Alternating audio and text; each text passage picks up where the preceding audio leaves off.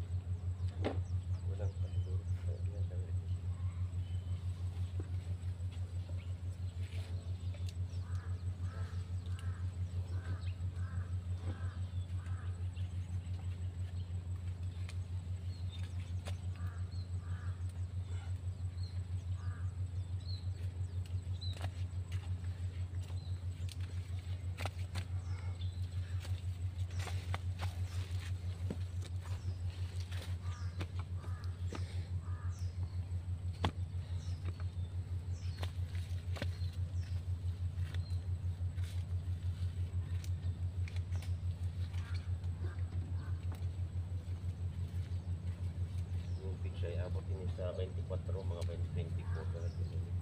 Matuloy sa iyo.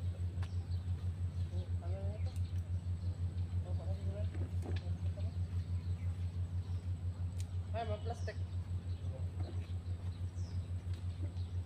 Bawang na darak kamati ka po.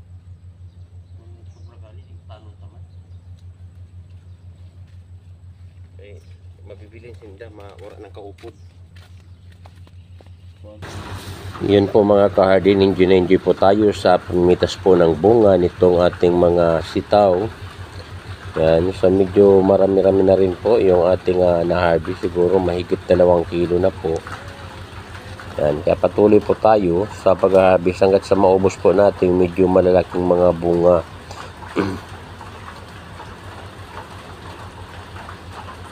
Yan. Daw kumatawa ka mo. Ada po. So ito po yung ating harvest sa araw na to. Yan, makita po natin. So siguro mahigit 3 kilo ito. Yan, sige na. Tapos sa room.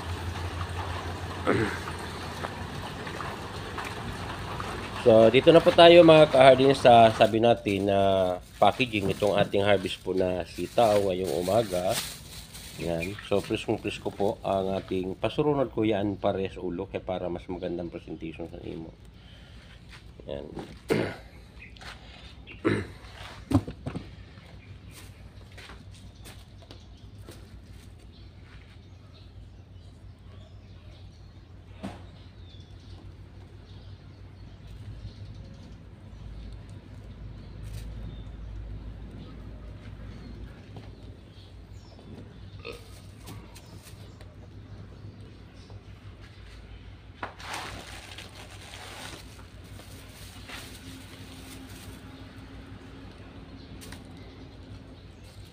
Ay, pag-utod ha. Oo. Straight daw.